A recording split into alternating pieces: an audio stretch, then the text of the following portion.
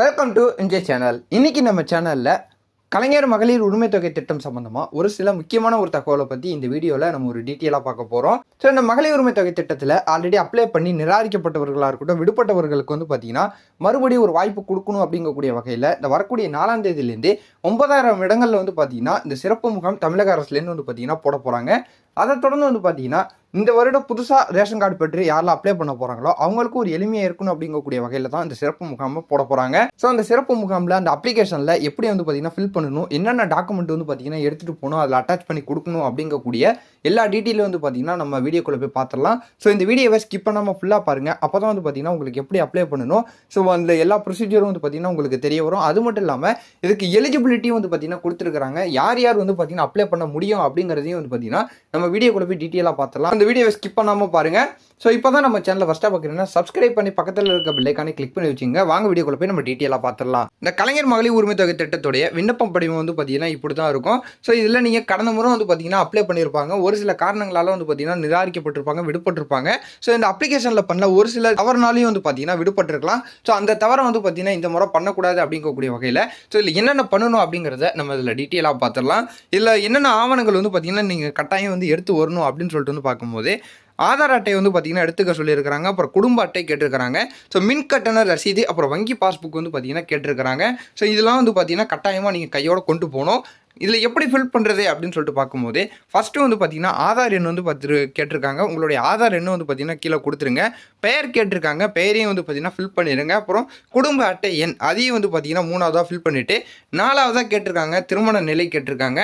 So இதில் என்ன இருக்கோ நீங்கள் வந்து கரெக்டாக கொடுத்துருங்க. இப்போ வந்து ஒரு சில தளர்வுகளும் வந்து பார்த்தீங்கன்னா கொடுத்துருக்குறாங்க. ஒரு சில பேருக்குலாம் வந்து பார்த்தீங்கன்னா வீட்டில் அம்மா இல்லாமல் இருப்பாங்க. ஸோ மூத்த பெண்ணுக்கு வந்து பார்த்தீங்கன்னா அவங்க அந்த மகளிர் உரிமை தொகை இந்த வருடத்தையும் கிடைக்கும் அப்படின்னு சொல்லியிருக்கிற போது வந்து பார்த்தீங்கன்னா திருமணம் ஆகாதவர் அந்த மாதிரிலாம் வந்து பார்த்தீங்கன்னா கொடுத்துருக்கலாம். நீங்கள் உங்களுடைய திருமண நிலை எப்படி இருக்குங்கிறத வந்து பார்த்தீங்கன்னா கரெக்டாக அதில் கொடுத்துருங்க. கீழே உங்களுடைய தொலைபேசி எண் கேட்டிருக்காங்க, கரெக்டாக வந்து பார்த்தீங்கன்னா இதை கொடுத்துருங்க. ஏன்னா நீங்கள் ஆதார் கார்டில் வந்து பார்த்தீங்கன்னா நீங்கள் எந்த நம்பர் சீட் பண்ணி கொடுத்துறீங்களோ உங்களுடைய பேங்க்கில் வந்து பார்த்தீங்கன்னா எந்த நம்பர் வந்து கரெக்டாக சீடாக இருக்கோ அந்த நம்பர் வந்து பார்த்தீங்கன்னா கரெக்டாக இதில் கொடுங்க. ஒருவேளை போன முறை அப்ளை பண்ணவங்களாம் வந்து பார்த்தீங்கன்னா அந்த ஃபோன் நம்பரில் எல்லாருமே மிஸ்டேக் பண்ணியிருக்கிறாங்க. அப்படி இருக்கிறவங்களுக்கும் வந்து பார்த்தீங்கன்னா நிராகரிக்கப்பட்டிருக்கு, விடுபட்டிருக்குது.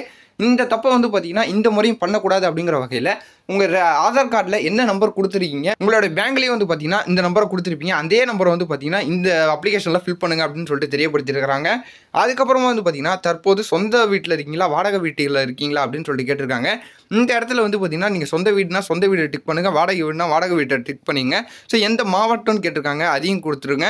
அதுக்கப்புறமா தற்போதைய மின் இணைப்பு எண், நீங்கள் எந்த மின் இணைப்பில் இருக்கீங்க அப்படின்னு சொல்லிட்டு கேட்டிருக்காங்க, அதையும் நீங்கள் வந்து பார்த்தீங்கன்னா ஃபில் பண்ணிடுங்க. கீழே வந்து பார்க்கும்போது வங்கியின் பெயர், வங்கியோடைய கிளையின் பெயர் வந்து கேட்டிருக்காங்க, அதையும் ஃபில் பண்ணிவிட்டு வங்கியோட கணக்கு எண் வந்து கேட்டிருக்காங்க. அதுலேயும் வந்து பார்த்தீங்கன்னா 9ஆவது இடத்துல நீங்கள் அதை ஃபில் பண்ணிடுங்க. மெயினாக வந்து பார்க்க போகணுன்னா இந்த வங்கியோடைய பெயர், வங்கி கணக்கு எண், அப்புறம் உங்களுடைய ஃபோன் நம்பர் இதை வந்து பார்த்தீங்கன்னா மாற்றி கொடுக்காம நீங்கள் அந்த பேங்க்கில் என்ன நம்பர் கொடுத்துருக்கீங்களோ கரெக்டாக வந்து பார்த்தீங்கன்னா அதே நம்பரை இந்த அப்ளிகேஷன்லேயும் வந்து பார்த்தீங்கன்னா கொடுத்துங்க அப்படின்னு சொல்லிட்டு தெரியப்படுத்திருக்கிறாங்க. கீழே வந்து பார்க்க போகணுன்னா குடும்ப உறுப்பினர்களின் பெயர்கள் அப்படின்னு சொல்லிட்டு கேட்டிருக்காங்க. ஸோ இந்த ரேஷன் கார்டில் எத்தனை பேர் இருக்கீங்களோ அத்தனை பேர் கொடுத்துருங்க. இதிலேயே கொடுத்துருக்குறாங்க நீங்கள் என்ன தொழில் பண்ணுறீங்க, ஸோ வீட்டில் யார் யார் இருக்கிறாங்க, அவங்க என்னென்ன தொழில் பண்ணுறாங்க அப்படின்னு சொல்லிட்டு இதில் கொடுத்துருக்குறாங்க.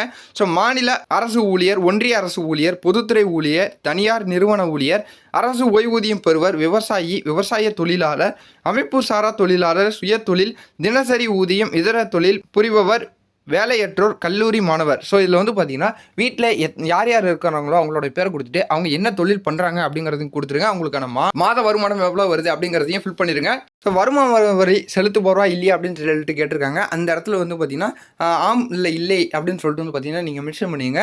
முக்கியமாக அந்த அப்ளிகேஷனில் வந்து பார்க்கும்போது நான் மறுபடியும் சொல்கிற மாதிரி உங்களுடைய ஃபோன் நம்பர் கரெக்டாக வந்து பார்த்தீங்கன்னா கொடுத்துங்க. உங்களுடைய ஆதாரில் என்ன ஃபோன் நம்பர் கொடுத்துருக்கீங்க, உங்கள் பேங்க்கில் வந்து பார்த்தீங்கன்னா எந்த நம்பர் கொடுத்துருக்கீங்க அப்படிங்கிறத பொறுத்து கரெக்டாக வந்து பார்த்தீங்கன்னா இந்த அப்ளிகேஷன்லேயும் கொடுத்தா உங்களுக்கு இந்த முறை தகுதி அடிப்படையில் இருந்தீங்கன்னா உங்களுக்கு மாதம் 1000 ரூபா கிடைக்கிறதுக்கு அதிகப்படியான வாய்ப்புகள் வந்து பார்த்தீங்கன்னா இருக்குது. இந்த மகளிர் உரிமை தொகை சம்பந்தமாக வேறு ஏதாவது எனக்கு டீட்டெயில் தெரிய வந்ததுன்னா நான் உங்களுக்கு அதை அடுத்தடுத்த வீடியோவில் அப்டேட் பண்ணிக்கிட்டே இருக்கிறேன். தொடர்ந்து நம்ம சேனல் வாட்ச் பண்ணிக்கிட்டே இருங்க. இந்த தகவல் உங்களுக்கு பயனுள்ளதாக இருந்ததுன்னா உங்கள் ஃப்ரெண்ட்ஸ் அண்ட் ஃபேமிலி எல்லாருக்கும் ஷேர் பண்ணி விடுங்க, அவங்களும் பார்த்து தெரிஞ்சுக்கிட்டோம். இதே போல் வேறு ஏதாவது நல்ல தகவல், நல்ல அப்டேட்டோட நான் உங்களை அடுத்தடுத்த வீடியோவில் வந்து பார்க்குறேன்.